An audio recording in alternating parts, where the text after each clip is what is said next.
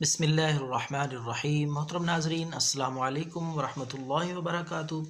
नाज़रीन, पेश खिदमत है नुस्ख़ा ख़ारिश का। नुस्खे तो आपने पहले भी इस्तेमाल किए होंगे, देखे सुने होंगे, लेकिन आज का नुस्ख़ा अपनी मिसाल आप है इंशाअल्लाहुल अज़ीज़। अल्लाह के फ़ज़ल से जिसको भी इस्तेमाल करवाया है, ख़ारिश इंशाअल्लाह फ़ौरी तौर पे आराम आ गया। तो ये नुस्ख़ा आपकी खिदमत में भी पेश कर रहे हैं। सादा सा नुस्ख़ा है, घरेलू सादा सा टोटका बेज़रर। तो नाज़रीन, सबसे पहले आपने जो चीज़ लेनी है वो है मूली लेकर उसको कूट लें। उसका थोड़ा सा आपने 2 चम्मच पानी निकाल लेना है, साफ़ सुथरा पानी, ज़र्रात निकाल के अलहदा करके सिर्फ पानी।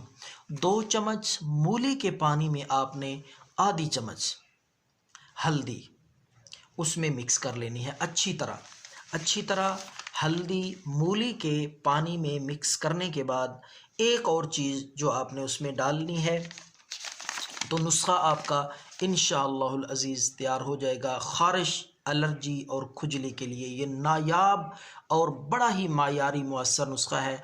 मूली के 2 चम्मच पानी में आधा चम्मच हल्दी और इसी तरीके से आपने थोड़ी सी फटकड़ी आधा चम्मच वो भी ऐड कर लेनी है। तीनों चीज़ों को मिक्स करें ताकि वो फटकड़ी इसमें हल हो जाए, मिक्स हो जाए और एक लेप सा तैयार हो जाएगा।